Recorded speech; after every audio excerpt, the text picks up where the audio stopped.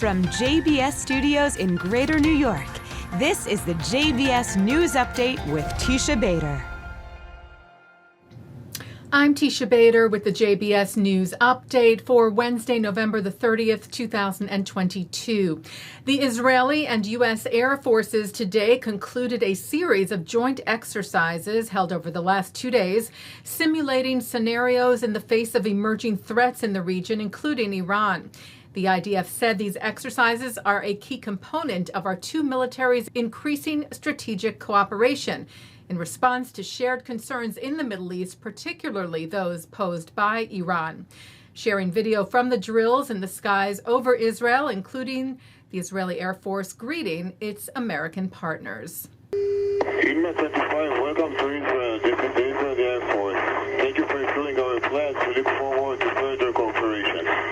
Inmate 75, thanks for the warm welcome. Israeli Prime Minister Yair Lapid observed the exercises today and said the strategic cooperation with the United States and other countries strengthens the IDF's capabilities in the face of challenges in the Middle East, led by Iran. We have partners in the sky and on the ground, he said, but we also have the right to act as we see fit and defend the state of Israel. Israel today marked the annual Memorial Day for its founding father and first Prime Minister, David Ben-Gurion. Lapid, as well as Israel's President Isaac Herzog, spoke at the annual event, where Herzog called Ben-Gurion one of the greatest leaders of the Jewish people and the state of Israel.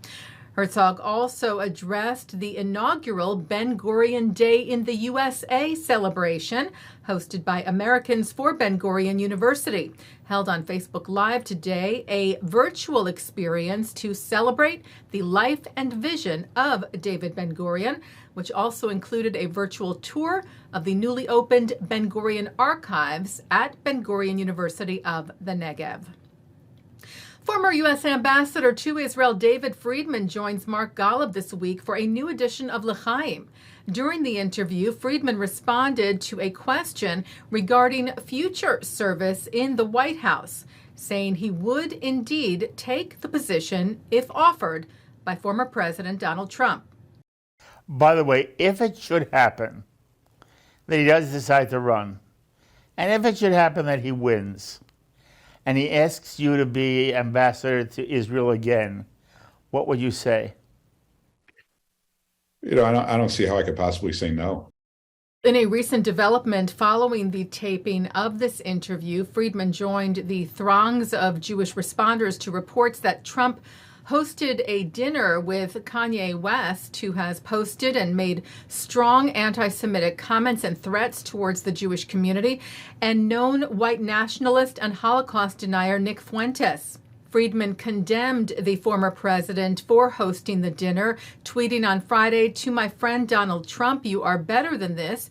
Even a social visit from an anti-Semite like Kanye West and human scum like Nick Fuentes is unacceptable.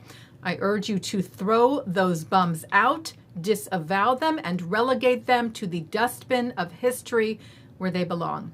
David Friedman on L'Chaim at 9 o'clock Eastern tonight.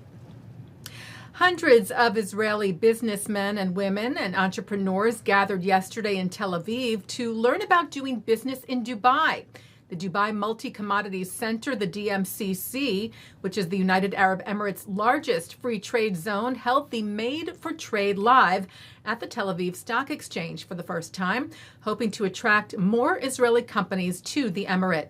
If you recall, Israel and the UAE signed a Comprehensive Economic Partnership Agreement, or CEPA, earlier this year. And DMCC Executive Chairman and CEO Ahmed bin Sulayem told the attendees yesterday, as a result of the UAE-Israel CEPA, there is no better time for Israeli businesses to set up and expand their operations in Dubai. Turning now to some entertainment news, Leonard Cohen's concert on the front lines of the Yom Kippur War in 1973 will come to life in a new limited television drama.